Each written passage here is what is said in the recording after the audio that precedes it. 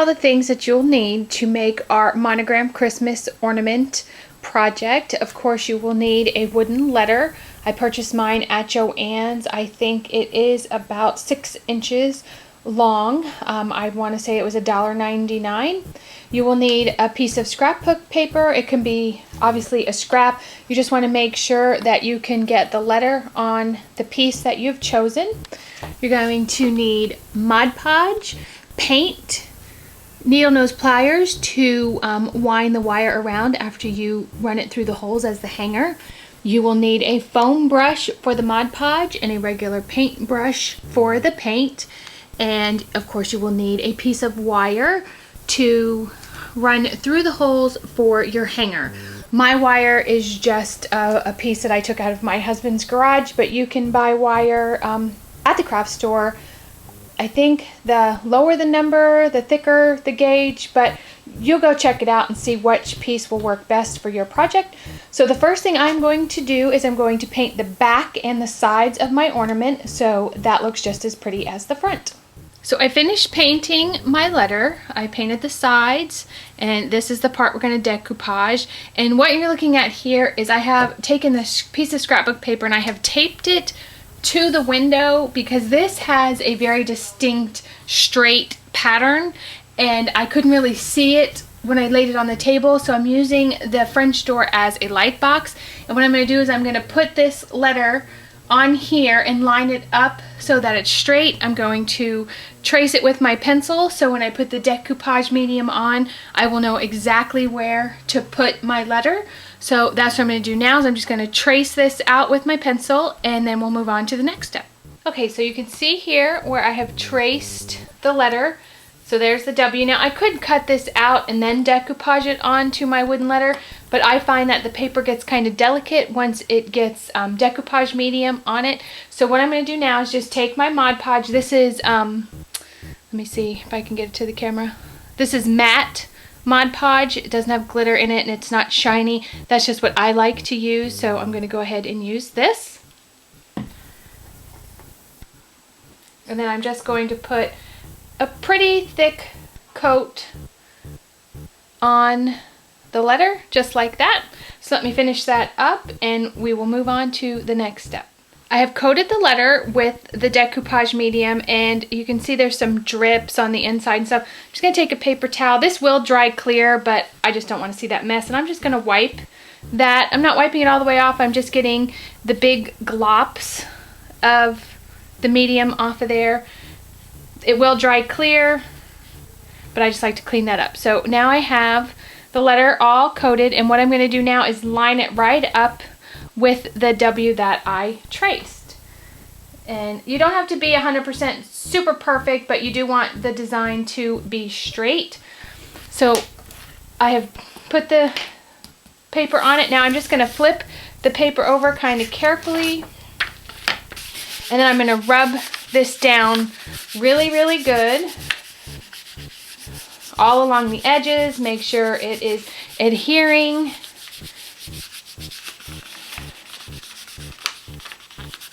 And you're going to put another coat of the decoupage medium over the paper, but this is the first step to get it stuck to the wood. Now I'm going to give that a little bit of time to dry. I'm not going to let it dry completely, but I at least want it to tack up. So we're going to let that dry and then we'll move on to the next step. While you're waiting for your paper to dry, you don't want to have to wash your brush out again. So if you have a wet or very damp paper towel, just lay your brush in there and wrap it up and it'll stay nice and moist until you're ready to move on to the next step. So I've let the paper dry. Like I said, it's not completely dry. I loaded up my X-Acto knife with a brand new blade because you want to make sure you have a nice sharp blade. I have my self-healing mat, which I can cut on and I won't damage my surface. Like I said before, a stack, like a Yellow Pages would be great to lay this on and cut out with an X-Acto knife, but you just want something to protect your surface.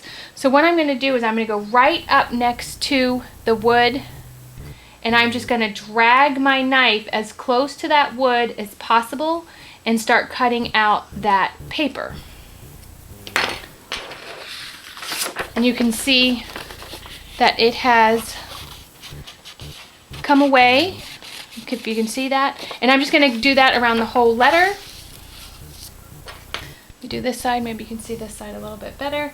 And I'm just going to be, you know, as careful as possible. Just trace around the wood. Now you're going to sand the edges of these, so, you know, don't worry about being 100% exact, because that's not what we're about. So I'm going to continue cutting this letter out, and then I will show you what it looks like when I finish cutting it out.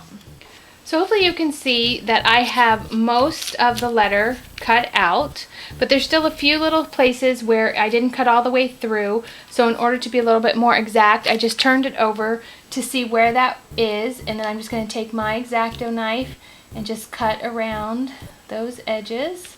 And I didn't really let this dry as much as I should have, so I'm having a few little issues, but nothing that I can't fix. So I'm going to push the paper down. And right here I have another spot. And I just want to make sure I have a pretty clean line.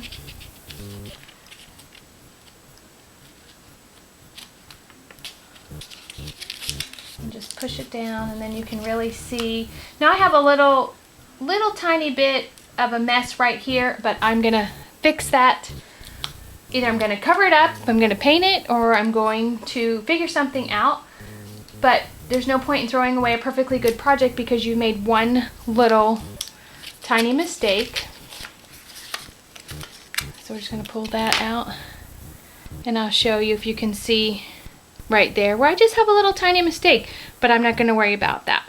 So now that I have this all cut out, I'm going to go ahead and put another coat of Mod Podge on here. So I have my brush all wrapped in the paper towel. Move the sharp objects out of your way so you don't poke yourself. And again, I got quite a bit of the Mod Podge on my brush, and I'm going to kind of tap it down a little bit, then brush it. And what I usually do is I will go through and I will brush it all one way first, and then I will let it dry somewhat, and then I might go back the other direction. But this is basically a sealer. It'll seal the paper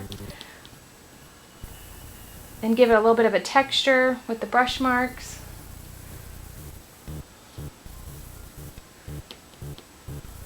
Whoops. So there I have the first coat of the Mod Podge on. I'm going to wrap my brush up again. I'm going to let it dry for a few more minutes and then put a second coat of the Mod Podge on. We're almost done. Okay, people.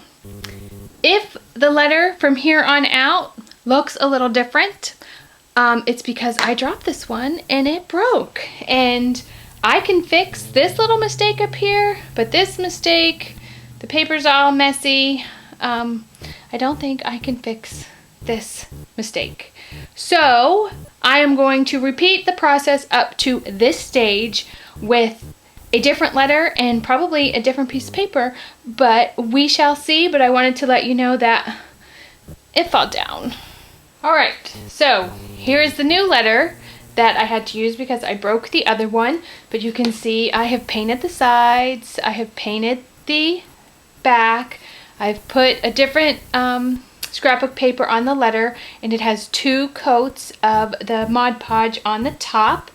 You can see this is a little bit more natural, more brown, not the red. So now that it's dry, I've let it dry overnight. The next step is to take a nail file. You can use sandpaper for this. I just like the control I have with the nail file, and all you really want to do is go through and kind of give the edges a little bit of a sanding. It just kind of takes away any of the extra paper that may have not gotten trimmed with the razor knife, and you want to do that all around your letter. If you have some spots where you think it's a little shiny because of the Mod Podge, just go ahead and sand that and it'll be good as new. So basically now your letter's finished. It has the Mod Podge and the paper on it. Now with the smaller letter that I was doing before, my husband had drilled me 2 tiny holes in the top here, so I could take my wire right here, my wire, and then put it through those holes. But because this is a larger letter, I don't really want the wire, because I'm not going to hang this on a Christmas tree. But if I were going to put the wire through the hole, what I would do, once I got the wire in the hole and it was through the letter, I would take my needle nose pliers and I would just kind of curl the ends of the wire, if you can see this, and then that's the part that I would show. So the letter would be, let's say, you know, here, and then that would kind of come out the top. But since I have the bigger letter, and I hope that made sense to you all, I've been grocery shopping all day and I'm a little tired. So hopefully that made sense about how to drill the holes, how to put the wire through, curl the front of the wire so it looks pretty. What I am going to do with my letter, because it is bigger, and it's I mean, you could hang that on a Christmas tree if you had a big Christmas tree, but to me that's just a little large. I happen to have this grapevine wreath that of course I bought at Goodwill several years ago, and I think that I would like to attach my letter to the center of the wreath like so, and then I might put a burlap bow. I may, you know, put some greenery down here. I'm not 100% sure. But that's not really what the craft was about. It was about making the letters. So I hope that you enjoyed this. I hope you make these letters. You could easily take a smaller letter, you know, that's about that size. They sell them in a package, and do something similar and then write someone's name on it as a gift tag. So as I ramble on, that is today's DIY project. A scrapbook covered letter. I hope you enjoyed it. If you have not subscribed, please do, and I will see you in my next, much more understandable video. Bye guys.